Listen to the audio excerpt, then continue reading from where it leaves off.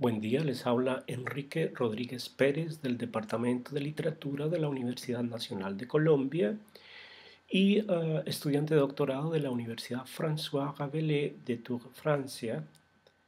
Quiero presentarles una relación entre los poemas Soledades de Góngora y La muerte de Narciso de Lezama Lima, básicamente en tres aspectos: el carácter metafórico, la fragmentación y la discontinuidad. Cuatro aspectos quiero tratar en esta propuesta. Primero, las metáforas de lo sensible a partir de los poemas, luego la fragmentación del sujeto en los dos textos y finalmente el carácter discontinuo del tejido. Esto me llevará a pensar un poco en las escrituras y las lecturas, por supuesto en los lectores.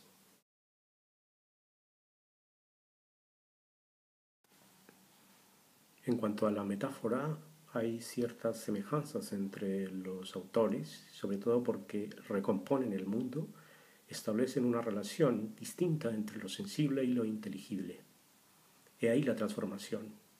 Leer a Lezama y leer a Góngora implica una transposición del mundo. Por ejemplo, en Góngora escuchamos estos versos. Era del año la estación florida en que el mentido robador de Europa, media luna las armas de su frente y el sol todos los rayos de su pelo, luciente honor del cielo, en campos de zafiro pase estrellas. Hay una presencia de la luz, del sol, de la luminosidad durante todo el poema, que lo que hace es fundir los dos mundos. El mundo real no se percibe tal cual, sino mediante estas imágenes, una serie de metáforas partidas que van creando un universo que prácticamente se fusiona con lo inteligible. Lezama, por su parte, también escribe: el río en la suma de sus ojos anunciaba lo que pesa la luna en sus espaldas y el aliento que en halo convertía. Podemos pensar que hay cuatro efectos básicos con la metáfora.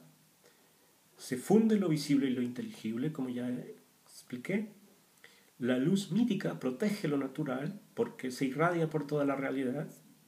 Se transforma todo el sentido de los objetos, de las ideas, de los conceptos.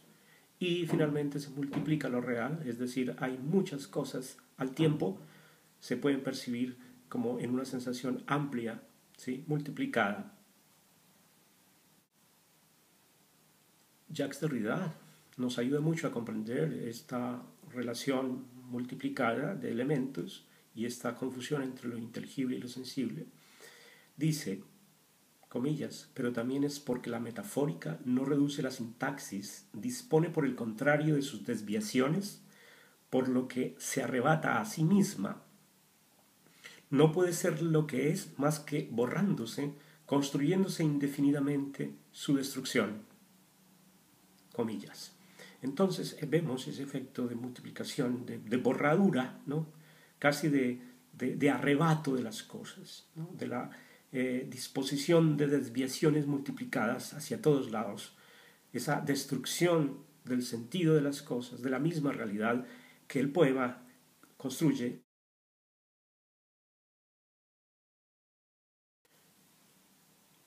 Sobre la fragmentación del sujeto, que es el segundo aspecto, quisiera hablar sobre dos cuestiones. En primer lugar, sobre la imagen del peregrino, construida también metafóricamente, que muestra cómo hay una destrucción del sujeto también, en el sentido en que el ser humano no se comporta frente a un objeto, sino que está inmerso en él. Veamos estos versos de Góngora.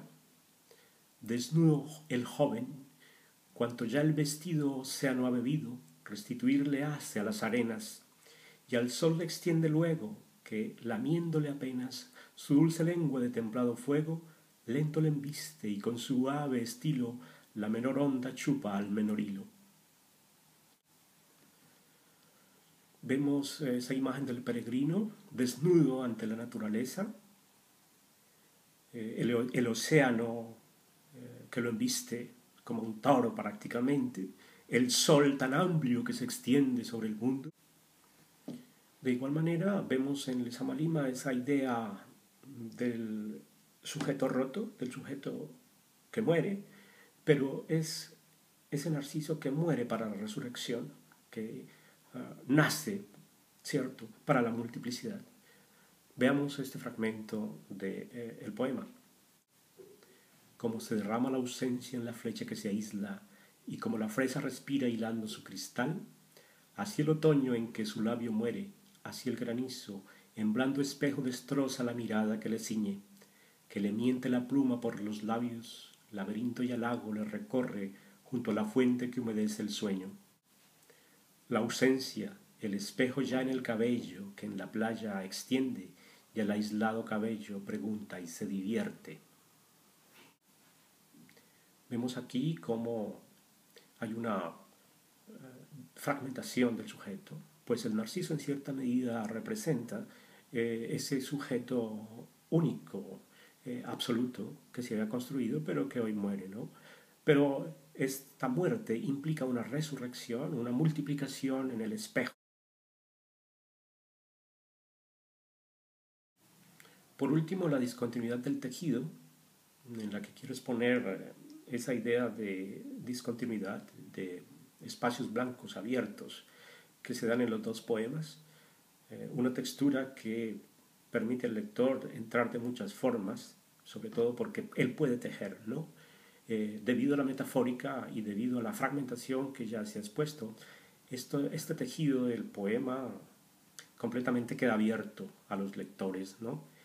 En esta última parte quiero mostrar una idea de discontinuidad del tejido en ambos poemas, en la que se observa una serie de relaciones vacías, huecas, que permiten construir el tejido y que el lector activo puede precisamente elaborar.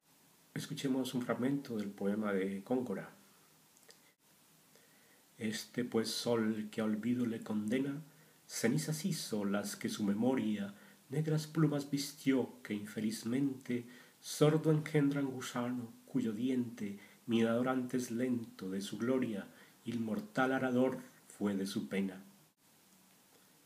Sin duda encontramos el mismo efecto en el narciso. Hay unos blancos, pero son blancos del espejo quebrado. Por ejemplo, en este fragmento podemos encontrar algunos elementos. Narciso, Narciso, las astas del ciervo asesinado son peces, son llamas, son flautas, son dedos mordisqueados.